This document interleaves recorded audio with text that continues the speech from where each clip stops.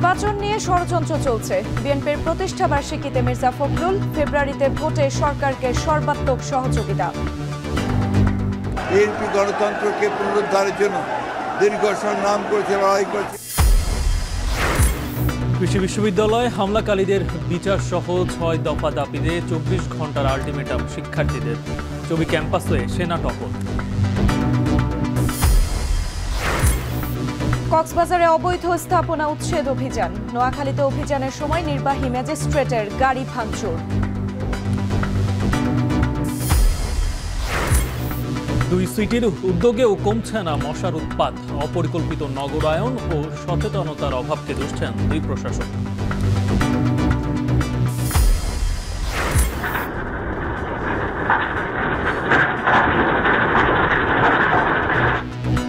এবং আফগানিস্তানের পূর্বাঞ্চলে ৬ মাত্রার ভূমিকম্পে ৬০০-র বেশি মৃত্যু, আহত ১৫০০-এর বেশি, ধসে পড়েছে অনেক ঘরবাড়ি।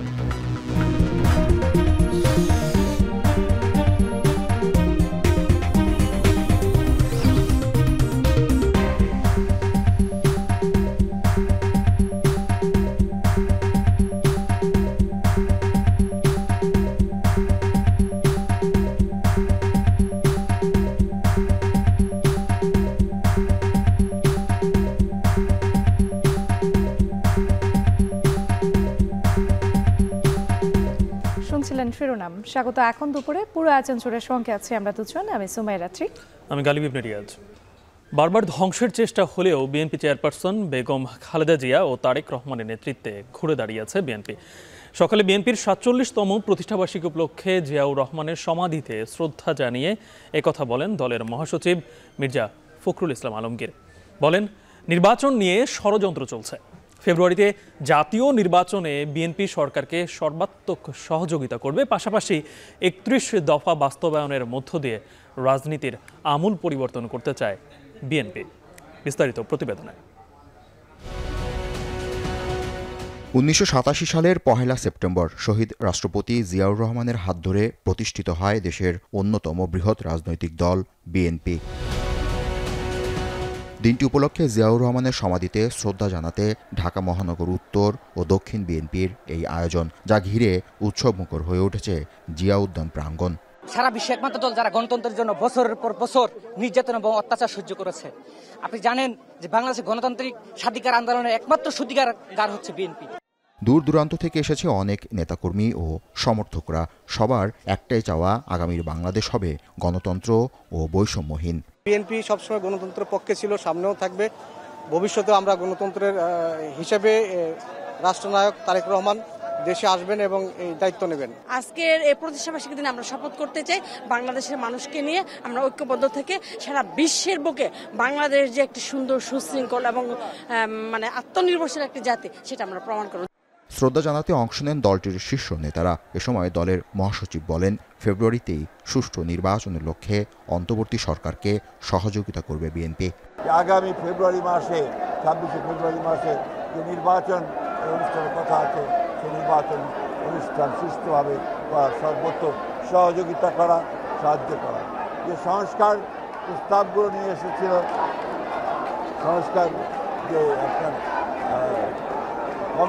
কমিশনগুলো, সেই সংস্কার বিএনপি সর্বাত্মক সহযোগিতা করেছে। তিনি আরও বলেন, ভবিষ্যৎ বাংলাদেশের রাজনৈতিক সংস্কৃতি আমূল পরিবর্তন চায় বিএনপি। আরও বলেন, বারবার ধ্বংসের চেষ্টা হলেও বিএনপি চেয়ারপারসন বেগম খালেদা জিয়া ও তারেক রহমানের নেতৃত্বে ঘুরে দাঁড়িয়েছে বিএনপি। বারবার চেষ্টা করা হয়েছে বিএনপিকে ধ্বংস করে ফেলবার, কিন্তু বিএনপি তিরিশ পাখির মতো প্রতিবার এই আদর্শকে নিয়ে, জিয়াউর রহমানের আদর্শকে নিয়ে, খালেদা জিয়ার আদর্শকে নিয়ে জেগে উঠেছে।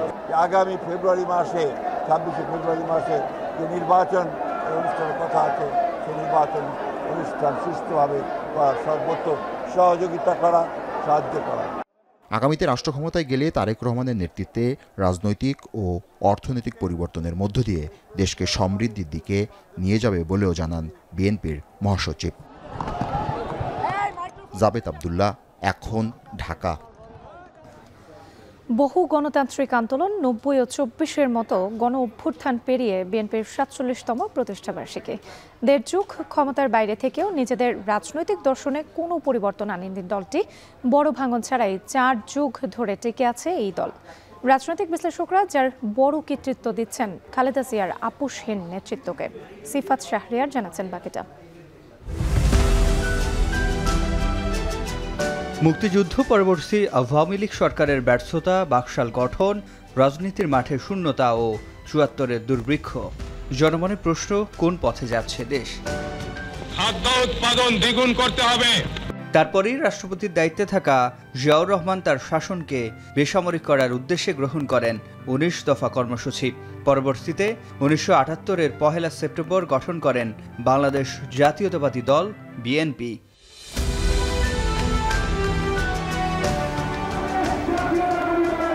বিভিন্ন সময়ের গণতান্ত্রিক আন্দোলন, ৯০ ও ২৪-এর মতো বড় দুইটি গণ অভ্যুত্থান পেরিয়ে ৪৭ বছরে দলটি একাধিকবার সরকার গঠন করলেও গত দেড় যুগ রাষ্ট্র ক্ষমতার বাইরে। ক্ষমতার এমন উত্থান পতন দলের রাজনৈতিক দর্শনে কি কোনো পরিবর্তন এনেছে? প্রয়োজন হয়নি, কারণ মূল দর্শনটা যেটা আপনার বাংলাদেশি জাতীয়তাবাদ। দলের মহাসচিব মির্জা ফখরুল ইসলাম আলমগীর বলেন, বাংলাদেশি জাতীয়তাবাদকে লক্ষ্য করেই অনড় অবস্থানে থাকবেন তারা।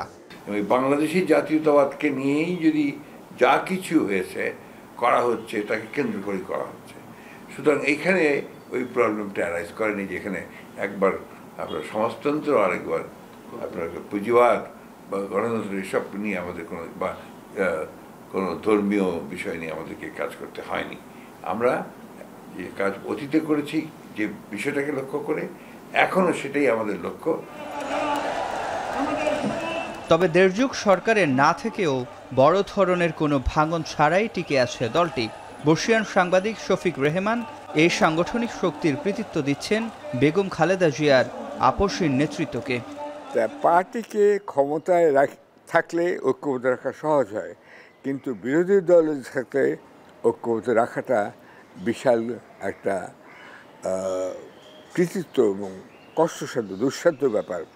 বিএনপির সাফল্যটা কিন্তু সেখানেই। বিএনপিকে দুবার ভাঙার চেষ্টাও করেছিল, কিন্তু শেষ পর্যন্ত সেটাও সফল হয়নি। বিএনপি কী করে টিকে আছে ঐক্যবদ্ধ দল হিসেবে? এটা টিকে আছে বিকজ খালেদা জিয়ার সংযমী ভাষা, শালীন ব্যবহার, মার্জিত রুচি এবং পরমত সহিষ্ণুতা। বহুদর্শী এই বিশ্লেষক বলছেন, বিএনপিকে দল হিসেবে টিকে থাকতে হলে ভিন্ন মতকে সহ্য করার ক্ষমতা অর্জন করতে হবে। তার পরমত সহিষ্ণুতা, ভিন্নমত সহিষ্ণুতা, ধৈর্যশীলতা, ক্ষমা করার যে দৃষ্টিভঙ্গি, এগুলো থাকতে হবে। আপনি যদি প্রতিহিংসা পরায়ণ হন এবং যদি ভিন্নমত সহ্য না করতে পারেন, এক দলের শাসন করেন, তাহলে কথায় কিছু বললে হবে না। গণতন্ত্র চাই, উন্নয়ন চাই, এটা বললে হবে না। কেবল ক্ষমতার পালাবদল নয়, বহুদলীয় গণতন্ত্র রক্ষায় বিএনপির অঙ্গীকারই দলটিকে নিয়ে যেতে পারে অনন্য অবস্থানে। সিফাত শাহরিয়ার, এখন, ঢাকা। শিক্ষার্থীদের সাথে স্থানীয়দের রোববারের সংঘর্ষ চট্টগ্রাম বিশ্ববিদ্যালয়ের ৬ দশকের ইতিহাসে বিরল ঘটনা, যা রেখে গেছে ব্যাপক ধ্বংসযজ্ঞ আর ক্ষতের চিহ্ন। তুচ্ছ ঘটনা নিয়ে সংঘর্ষে ৪ শতাধিক শিক্ষার্থী যেমন আহত হয়েছে, তেমনি ব্যাপক তাণ্ডব চালানো হয়েছে স্থানীয়দের ঘরবাড়ি, দোকানপাটে। এই ঘটনায় এখনও থমথমে পরিস্থিতি বিশ্ববিদ্যালয় ক্যাম্পাস ও জোবরা গ্রামে। অনাকাঙ্ক্ষিত ঘটনা এড়াতে ক্যাম্পাসে টহল দিচ্ছে সেনা সহ অন্যান্য আইনশৃঙ্খলা বাহিনী। আরও জানাচ্ছেন ফয়সাল করিম। তুচ্ছ ঘটনায় শিক্ষার্থীর সাথে স্থানীয়দের কথা কাটাকাটির জেরে ভাঙচুর, হামলা পাল্টা হামলায় রক্তাক্ত দেশের অন্যতম উচ্চশিক্ষা প্রতিষ্ঠান চট্টগ্রাম বিশ্ববিদ্যালয়। এই ঘটনায় স্তম্ভিত গোটা এলাকা। আহত শিক্ষার্থীদের আর্তনাদ আর হাসপাতালের শয্যায় তাদের অসহায় প্রলাপ জন্ম দিয়েছে ক্ষোভ আর আফসোসের। বিশ্ববিদ্যালয়ের হিসেবে সংঘর্ষে আহত হয়েছে অন্তত ৪০০ শিক্ষার্থী, যাদের মধ্যে গুরুতর অবস্থা ৪ জনের। একদিকে শিক্ষার্থীদের হতাহতের ঘটনা সহপাঠী ও অভিভাবকদের বুকচাপা কষ্টের কারণ হয়েছে, অন্যদিকে সহায় সম্বল আর বসতবাড়ির ক্ষয়ক্ষতিতে অসহায় কান্না ঘুরে ফিরছে জোবরা গ্রামেও।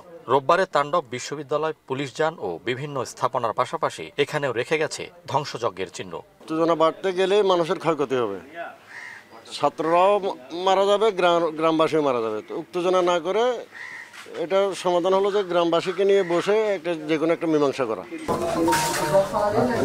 কারো বাসার সামনে সীমানা দেয়া টিনের গায়ে ধারালো অস্ত্রের কোপ, কারো উঠোনে রয়ে গেছে আগুনের চিহ্ন, কারো বাড়ির জানালায় লেগে আছে ভাঙা কাচের টুকরো। স্থানীয়দের অনেকের অভিযোগ, ভাঙচুরের পাশাপাশি বাড়িঘরে ঢুকে ঘটেছে লুটপাটের ঘটনাও। আগুন লাগাই দিয়ে দেয় ওই উন্দেক বেড়াই এনটা খাটি ফেলে যায়। ও আলমারি ভাঙ্গি আমার 1 লাখ টাকা গরু বেচা আছে, গরু বেচা টাকা নিয়ে গেছে, ফ্রিজে ভাঙ্গি নিয়ে গেছে, আলমারি ভাঙ্গি ফেলেছে, তারপরে কুড়োটা নিয়ে কুড়ো সবগুলা নিয়ে গেছে। হ্যাঁ, পুরো ঘরটার পুরো ভেঙে দিছে। আমরা যখন নিষেধ করছি আবার এসে আরেকবার এসে আবার গাড়ি ভেঙে দিচ্ছে। স্থানীয় জনপ্রতিনিধির দাবি, জোবরার 2টি ওয়ার্ডে হামলা ভাঙচুরে ক্ষয়ক্ষতি অন্তত 2 কোটি টাকা। এই বিল্ডিং ও থাকে প্রায় 200 উপরে। এই বিল্ডিং এ থাকে সুসম্পর্ক আছে বিদে এর সাথে একটা ভালো আচরণ আছে বলে এরা এখানে থাকে, কিন্তু অতর্কিত হামলার জন্য তো এই সাধারণ শিক্ষার্থীরা দেয় না। এই ঘটনায় আইন শৃঙ্খলা বাহিনীর ভূমিকা নিয়ে প্রশ্ন তুলেছেন স্থানীয়রা। ভাঙচুরের ক্ষতিপূরণ ও ঘটনার সুষ্ঠু বিচারের পাশাপাশি শিক্ষার্থীদের সাথে তাদের শান্তিপূর্ণ সহাবস্থান নিশ্চিতে প্রশাসনকে উদ্যোগ নেওয়ার আহ্বান জানিয়েছেন গ্রামবাসী। ফাইসাল করিম, এখন চট্টগ্রাম। বাংলাদেশ কৃষি বিশ্ববিদ্যালয়ের রোববার শিক্ষার্থীদের উপর বহিরাগতদের হামলার প্রতিবাদে আজও ক্যাম্পাসে বিক্ষোভ করছেন শিক্ষার্থীরা। ভোরে ছাত্রীদের অনেকে হল ছাড়লেও ক্যাম্পাস ছাড়তে নারাজ ছাত্ররা। বিক্ষোভ মিছিল করে ক্যাম্পাসেই অবস্থান নেন তারা। এ সময় শিক্ষার্থীদের উপর হামলাকারীদের বিচার ও হল বন্ধের সিদ্ধান্ত বাতিল সহ 6 দফা বাস্তবায়নে 24 ঘন্টার আলটিমেটাম দেন তারা। বহিরাগত দিয়ে হামলার দায় প্রক্টোরিয়াল বডিকে পদত্যাগ, কম্বাইন্ড ডিগ্রি চালু ও উপাচার্যের ক্ষমা প্রার্থনার দাবিও রয়েছে এর মধ্যে। দাবি আদায় না হলে কঠোর আন্দোলনের হুঁশিয়ারি দেন শিক্ষার্থীরা।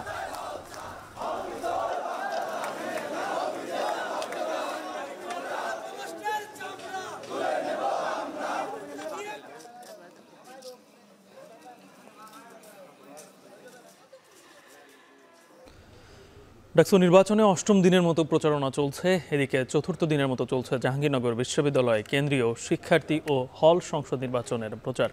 এনে বিস্তারিত জানাতে ঢাকা বিশ্ববিদ্যালয় ক্যাম্পাস থেকে যোগ দিচ্ছেন জাওয়াদ মাহমুদ, আর জাহাঙ্গীরনগর বিশ্ববিদ্যালয় থেকে আছেন সিফাত শাহরিয়ার। শুরুতেই জাওয়াদ, আপনার কাছ থেকে জানতে চাই, ঢাকা বিশ্ববিদ্যালয়ের প্রচারণা নিয়ে কি বলছেন শিক্ষার্থীরা?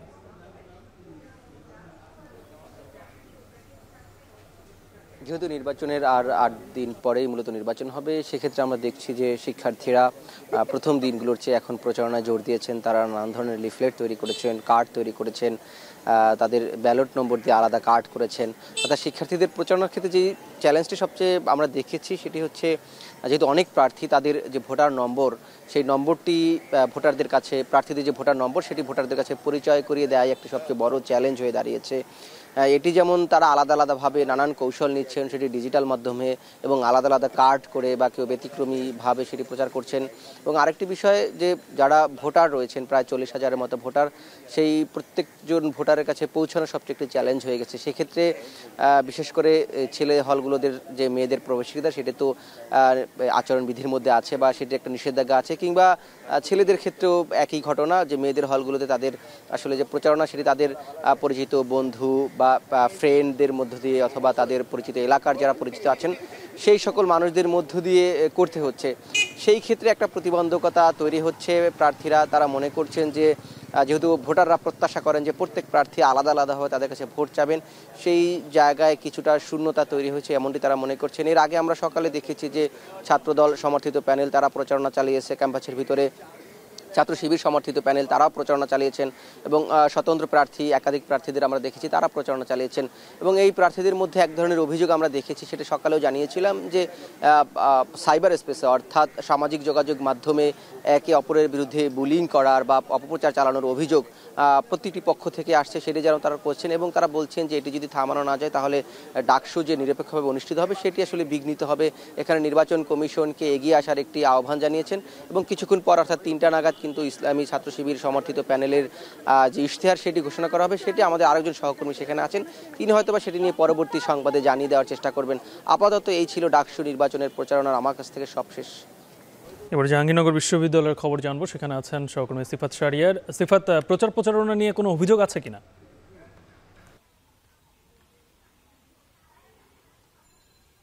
গালিব, একটু আগেই জাওয়াদ বলছিলেন সাইবার বুলিং এর কথা। এই প্রচারণা করতে গিয়ে আসলে যারা প্রতিদ্বন্দ্বিতা করছেন, বিশেষ করে নারী প্রার্থীদের প্রতি সাইবার বুলিং করা হচ্ছে জাহাঙ্গীরনগর বিশ্ববিদ্যালয়ে জাকসু নির্বাচনকে ঘিরে।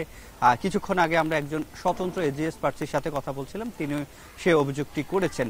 যেহেতু এখন সোশ্যাল মিডিয়া খুব বেশি গুরুত্বপূর্ণ, সেটিকে থামানো দরকার সাইবার বুলিং এর যে বিষয়টি। এবং আমরা একেবারে এখন যেই জায়গায় রয়েছে জাহাঙ্গীরনগর বিশ্ববিদ্যালয়ের টার্জান পয়েন্ট, এই পয়েন্টটি গুরুত্বপূর্ণ এই জন্য যে জাহাঙ্গীরনগর বিশ্ববিদ্যালয়ের উত্তর পাড়ার 11টি হল, অর্থাৎ পেদে যে 11টি হল, সেই 11টি হলের প্রবেশ মুখ বলা যায় এই টার্জান পয়েন্ট। এখানে নারী যে প্রার্থীরা রয়েছেন তাদের ভোট আদায় করার জন্য, অর্থাৎ যারা পুরুষ প্রার্থী ছাত্র যারা রয়েছেন তারা কিন্তু চাইলেও সেক্ষেত্রে তারা মেয়েদের হলে যেতে পারছেন না। তাতে করে এখানে দাঁড়িয়ে টার্জান পয়েন্টে দেখছেন অনেকগুলো দোকান রয়েছে, আড্ডাখানা রয়েছে। এই আড্ডাখানায় বসে এখানে আসলে নারী প্রার্থীদের সাথে সহপাঠীদের সাথে ভোট চাওয়ার ক্ষেত্রে একটি ভালো জায়গা। এবং এখন যেহেতু দুপুরের দিকে এই যে প্রচারণা সেটি ক্লাস শেষ হয়েছে, আমরা যেটি দেখেছি যে ক্লাসরুমের প্রাঙ্গণে এবং হলগুলোর সামনে প্রার্থীরা কাঁধে ব্যাগ, হাতে লিফলেট, অর্থাৎ তারাও নিজেরাও যেহেতু শিক্ষার্থী, তারা ক্লাস থেকে বের হয়ে সহপাঠী যাদের পাচ্ছেন তাদেরকে সঙ্গে নিয়ে অন্য সহপাঠীদের কাছে প্রচারণা চালাচ্ছেন, কিংবা সিনিয়র জুনিয়র যারা আছে অন্য ডিপার্টমেন্টে যারা আছে তাদের কাছে আসলে যাচ্ছেন। এবং এই যে জাহাঙ্গীরনগর বিশ্ববিদ্যালয়, সেটি একটি বড় ক্যাম্পাস, জানেন, একেবারে সবুজে ঘেরা। তবে এখানে অটো রিক্সা সেটি চলাচল বন্ধ করে দেওয়ার কারণে এখন কিন্তু পায়ে হাঁটা রিক্সা। তাতে করে মেয়েদের, এই যে আমি যেখানে আছি এই যে টার্জান পয়েন্টের এই পাশে যে 11টি হল রয়েছে, 11টি হলের মেয়েরা যাদের একাডেমিক ভবন হল থেকে অনেক বেশি দূরে, তাদের আসলে পায়ে হেঁটে কিংবা পায়ে চালানো যে রিক্সা, প্যাডেল রিক্সা, সেটিতে যাওয়া আসলে কষ্টসাধ্য, বিশেষ করে মেয়েদের জন্য। প্রার্থীরা এটি বলছেন এবং ভোটারদেরও সেটি চাওয়া যাতে আবারও চালু করা যায়। পরিবহন সমস্যার কথা বললাম, সে সাথে 33 বছর পর গালিব এই জাকসু নির্বাচন হচ্ছে, সেটা যাতে আবারও এবার হয়ে আবার 33 বছর আটকে না যায়, সেটিও কিন্তু ভোটাররা, প্রার্থীরা একই সুরে বলছেন যে নিয়মিত জাকসু যাতে হয়। যদি নিয়মিত জাকসু হয় সেক্ষেত্রে এখানে যেহেতু বহু সাংস্কৃতিক সম্মিলন এখানে ঘটেছে এবং সব সাংস্কৃতিক কর্মকাণ্ডর যে অবাধে এখানে করার যে একটি সুযোগ সাংস্কৃতিক শিক্ষার্থীদের, সেই দাবিটি রয়েছে যাতে সকলে তার সংস্কৃতি চর্চা ঠিক রাখতে পারে। আমরা প্যানেল এভাবেও প্রার্থীদেরকে দেখছি এবং স্বতন্ত্র প্রার্থীরাও এখানে আলাদা করে একটা প্যানেলও করেছে। তো এই ছিল গালিব আমার কাছে জাকসু নির্বাচনের প্রচারণার 4র্থ দিনের খবর। জাকসু ও ডাকসু নির্বাচনের খবর জানাচ্ছিলেন সহকর্মীরা। আফগানিস্তানের পূর্বাঞ্চলে 6 মাত্রার ভয়াবহ ভূমিকম্পে প্রাণহানি 6 শতাধিক বলে জানিয়েছে বিবিসি, আর আহত 1300-র বেশি। দেশটির নাঙ্গারহার ও কুনার প্রদেশের বহু বাড়িঘর ধ্বংসস্তূপে পরিণত হওয়ায় হতাহতের সংখ্যা আরও বাড়ার শঙ্কা করছে তালেবান কর্তৃপক্ষ। ভূমিকম্পের কেন্দ্রস্থল ছিল ভূপৃষ্ঠ থেকে 8 কিলোমিটার গভীরে। তহিদুর রহমান জানাচ্ছেন বাকিটা। মধ্যরাতে আফগানিস্তানের পূর্বাঞ্চলীয় নাঙ্গারহার প্রদেশের রাজধানী জালালাবাদ থেকে 27 কিলোমিটার দূরে আঘাত এনেছে 6 মাত্রার ভয়াবহ ভূমিকম্প। আতঙ্কে ঘরের বাইরে বেরিয়ে আসে বহু মানুষ, কিন্তু অধিকাংশ বাসিন্দায় ঘুমে থাকায় কোনো কিছু বুঝে ওঠার আগেই ধ্বংসস্তূপে পরিণত হয় পুরো একটি গ্রাম। এতে বহু হতাহতের ঘটনা ঘটেছে। ক্ষতিগ্রস্ত এলাকাগুলো দুর্গম হওয়ায় উদ্ধারের পর আহতদের হাসপাতালে নিতে অ্যাম্বুলেন্স ছাড়াও হেলিকপ্টার ব্যবহার করছে তালেবান সেনারা। নাঙ্গারহার এবং কুনার প্রদেশের বহু বাড়িঘর বিধ্বস্ত হওয়ায় হতাহতের সংখ্যা আরও বাড়ার শঙ্কা করছে তালেবান সরকার। এই অবস্থায় পরিস্থিতি মোকাবিলা ও উদ্ধার তৎপরতায় চাওয়া হয়েছে আন্তর্জাতিক সহায়তা। মার্কিন ভূতাত্ত্বিক জরিপ সংস্থা ইউএসজিএস এর তথ্য বলছে, রোববার গভীর রাতে পূর্ব আফগানিস্তানে ভূপৃষ্ঠের 8 কিলোমিটার গভীরতায় 6 মাত্রার ভূমিকম্প অনুভূত হয়। এতে করে কাবুল থেকে পাকিস্তানের রাজধানী ইসলামাবাদ পর্যন্ত 300 কিলোমিটারের বেশি বিস্তৃত এলাকার আবাসিক ভবনগুলো কেঁপে ওঠে। আর ভূমিকম্পের কেন্দ্রস্থলটিও পাকিস্তানের সীমান্ত লাগোয়া নাঙ্গারহার প্রদেশের রাজধানী জালালাবাদে। ভূমিকম্পটি আঘাত আনার পর অনুভূত হয় একাধিক আফটারশক। 2022 সালে পূর্ব আফগানিস্তানে 5.9 মাত্রার ভূমিকম্পে অন্তত 1000 মানুষের প্রাণহানি ও 3000 বাসিন্দা আহত হয়েছিলেন, যা 2 দশকের মধ্যে দেশটির সবচেয়ে বড় প্রাকৃতিক বিপর্যয়ের ঘটনা। তৌহিদুর রহমান, এখন বিশ্ব। জুলাই আগস্টে গণহত্যায় মানবতাবিরোধী অপরাধে শেখ হাসিনা ও আসাদুজ্জামান খান কামাল সহ 3 জনের বিরুদ্ধে চলছে 10ম দিনের সাক্ষ্য গ্রহণ। আজ সাক্ষ্য দিচ্ছেন 4 চিকিৎসক ও 2 জুলাই যোদ্ধা। ট্রাইব্যুনাল 1-এ সাক্ষ্য গ্রহণ চলছে। হাজির করা হয়েছে আসামি থেকে রাজসাক্ষী হওয়া সাবেক আইজিপি চৌধুরী আবদুল্লাহ আল মামুনকে। এই মামলায় এখন পর্যন্ত শহীদ পরিবার, আহত চিকিৎসক, প্রত্যক্ষদর্শী সহ মোট 29 জন সাক্ষ্য দিয়েছেন। সাক্ষীরা সকলেই তুলে ধরেন জুলাই অভ্যুত্থানের নৃশংসতা, বিচার দাবি করেন গণহত্যায় জড়িতদের। পাশাপাশি শেখ হাসিনা, আসাদুজ্জামান খান কামাল ও চৌধুরী আবদুল্লাহ আল মামুনকে সকল ঘটনার মাস্টার মাইন্ড হিসেবে তুলে ধরেন তারা। এর আগে 10 জুলাই শেখ হাসিনা, কামাল ও মামুনের বিরুদ্ধে আনুষ্ঠানিক অভিযোগ গঠন করে বিচার শুরুর আদেশ দেন ট্রাইব্যুনাল।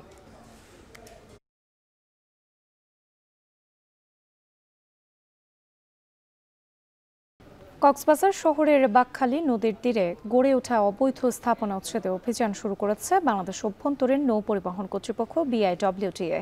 সকালে বাকখালীর কস্তুরাঘাট এলাকা থেকে শুরু হয় উচ্ছেদ অভিযান। এ সময় জেলা প্রশাসন, BIWTA এর ঊর্ধ্বতন কর্মকর্তা সহ পুলিশ, র্যাব ও সেনাবাহিনীর সদস্যরা উপস্থিত ছিলেন। অভিযানে স্কেভেটরের সাহায্যে গুড়িয়ে দেওয়া হয় 4টি স্থাপনা। 5 সেপ্টেম্বর পর্যন্ত অভিযান চলবে। এর আগে গত 24 আগস্ট বাকখালী নদীর সীমানায় থাকা দখলদারের তালিকা তৈরি করে 4 মাসের মধ্যে উচ্ছেদ এবং দূষণ নিয়ন্ত্রণে ব্যবস্থা নিতে সরকারকে নির্দেশ দেন হাইকোর্ট। নির্দেশনায় বলা হয়, বাকখালী নদীর বর্তমান প্রবাহ এবং RS জরিপের মাধ্যমে সীমানা নির্ধারণ পূর্বক নদীটিকে সংরক্ষণ করতে হবে। এরপর গত 29 আগস্ট কক্সবাজার সফর করেন নৌ পরিবহন উপদেষ্টা।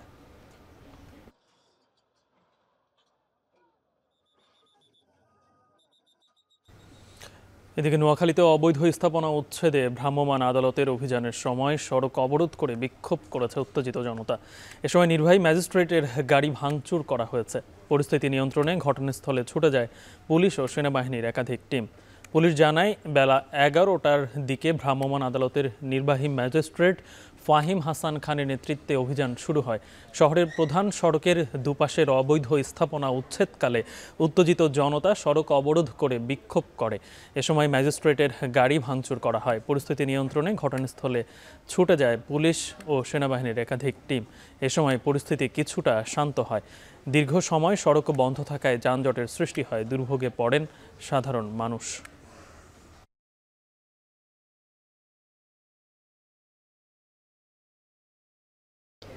ICU থেকে গণ অধিকার পরিষদের সভাপতি নুরুল হক নূরকে ক্যাবিনে স্থানান্তর করা হয়েছে। বিষয়টি জানিয়েছেন দলটির গণমাধ্যম বিষয়ক সমন্বয়ক। এর আগে সকালে ঢাকা মেডিকেলের পরিচালক ব্রিগেডিয়ার জেনারেল মোহাম্মদ আসাদুজ্জামান জানান, নূরের শারীরিক অবস্থার উন্নতি হচ্ছে। আগামী 1 সপ্তাহের মধ্যে তাকে রিলিজ দেওয়া হতে পারে। তবে শরীরের বিভিন্ন অংশের ক্ষত সেরে উঠতে 4 থেকে 6 সপ্তাহ সময় লাগবে। পাশাপাশি নাকের ভাঙা অংশ নির্দিষ্ট স্থানে থাকায় দ্রুতই নাক স্বাভাবিক হয়ে যাবে। চিকিৎসকদের পরামর্শে স্বাভাবিক খাবার গ্রহণ করতে পারছেন নূর। এদিন নূরের শারীরিক অবস্থার খোঁজ নিতে ঢাকা মেডিকেলে যান নৌ পরিবহন উপদেষ্টা M শাখাওয়াত হোসেন।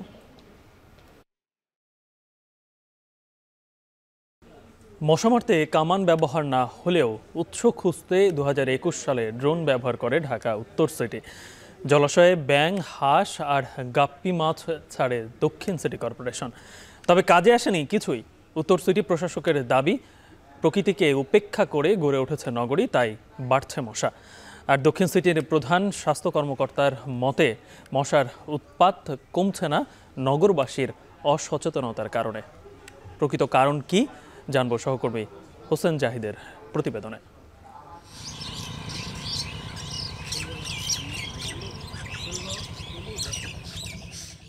শেষ বিকেলের আলোয় বনশ্রী খালে খাবারের সন্ধানে মগ্ন এক ঝাঁক বক, কেউ ব্যস্ত জলকেলিতে। এই সব কিছু গ্রামীণ জনপদের কথা মনে করিয়ে দেয়। তবে খালের দুধারে যাদের বসবাস, তাদের জীবন মোটেও এমন স্বপ্নের নয়, বরং স্বপ্নভঙ্গের। অ্যাডিস কিউলেক্স সহ আরও কয়েক ধরনের মশার উপদ্রবে রাত কিংবা দিন সবসময় অতিষ্ঠ থাকেন রামপুরা বনশ্রী এলাকার বাসিন্দারা। গভর্নমেন্ট থেকে যে আপনার ওই যে কি ফগার মেশিন দিয়ে যে কি ধোয়ার মতো একটা দেয়, ওটা দিলে তো কোনো কাজ হয় না। আমরা কিন্তু বাচ্চাদের নিয়ে প্রতিনিয়তই হাসপাতালে দৌড়াদৌড়ি করছি। রাস্তায় বের হলেও দাঁড়ানো যায় না, বাসায়ও থাকা যায় না।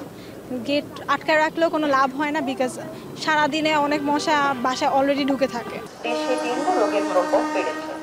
এটি এডিস মশার কামড়ে হয়ে থাকে। এই মশা সাধারণত দিনের বেলায় কামড়ায়। রাজধানীতে মশার আধিপত্য 2 সিটি কর্পোরেশন জুড়েই। নগরীর মশা মারতে কামান দাগা ছাড়া দৃশ্যমান সবকিছুই করেছেন নগর কর্তারা। কোটি কোটি টাকা খরচ করে কীটনাশক, ব্যাকটেরিয়া, বিটিআই আমদানি সাবেক আমলে মাঝপথেই ভেস্তে যায়। এমনকি ব্যবহার হয়েছে হাল আমলের ড্রোনও।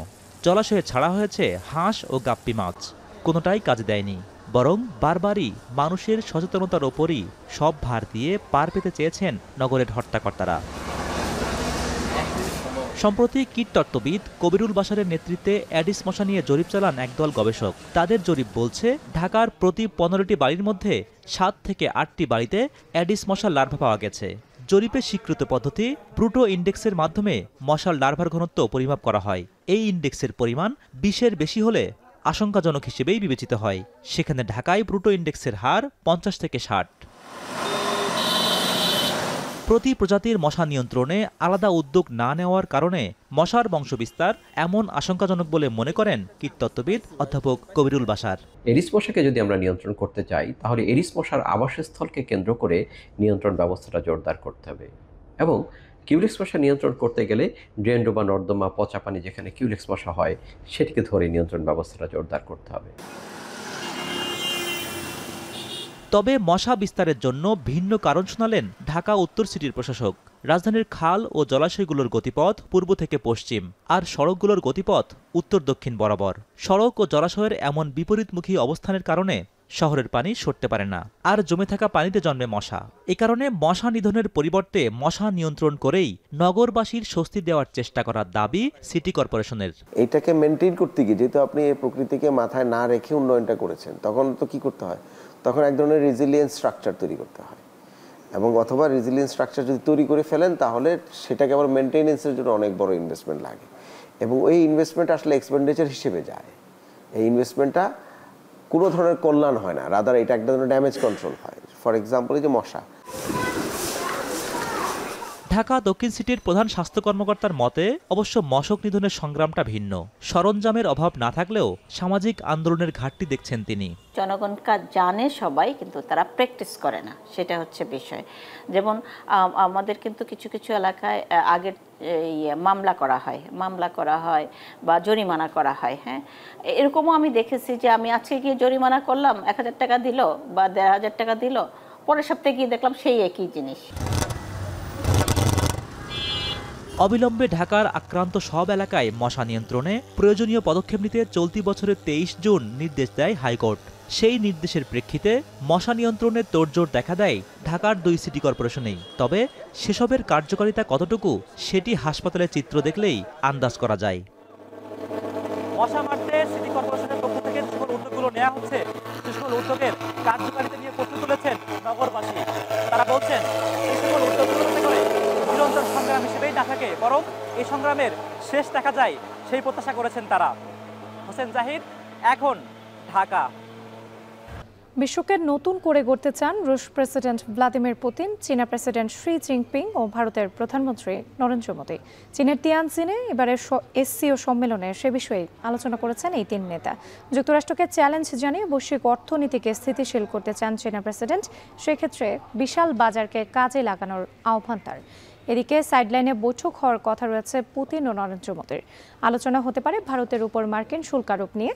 পুতিন, মোদী ছাড়াও সম্মেলনে যোগ দিয়েছেন ইরানের প্রেসিডেন্ট মাসুদ পেজেশকিয়ান, তুরস্কের প্রেসিডেন্ট রিসেপ তাইয়েপ এরদোয়ান সহ 20টি দেশের রাষ্ট্র ও সরকার প্রধান।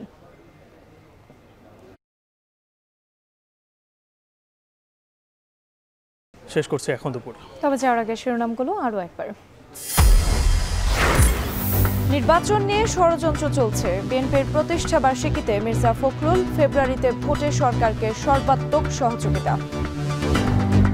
বিএনপি গণতন্ত্রকে পুনরুদ্ধারের জন্য দীর্ঘ সংগ্রাম করেছে, লড়াই করেছে। কৃষি বিশ্ববিদ্যালয়ে হামলাকারীদের বিচার সহ 6 দফা দাবিতে 24 ঘন্টার আলটিমেটাম শিক্ষার্থীদের। চবি ক্যাম্পাসে সেনামত টহল। কক্সবাজারে অবৈধ স্থাপনা উচ্ছেদ অভিযান। নোয়াখালীতে অভিযানের সময় নির্বাহী ম্যাজিস্ট্রেটের গাড়ি ভাঙচুর।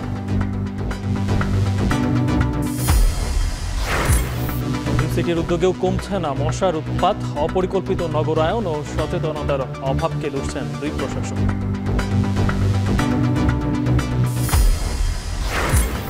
এবং আফগানিস্তানের পূর্বাঞ্চলে 6 মাত্রার ভূমিকম্পে 600-র বেশি মৃত্যু, আহত 1,500-এর বেশি, ধসে পড়েছে অনেক ঘরবাড়ি।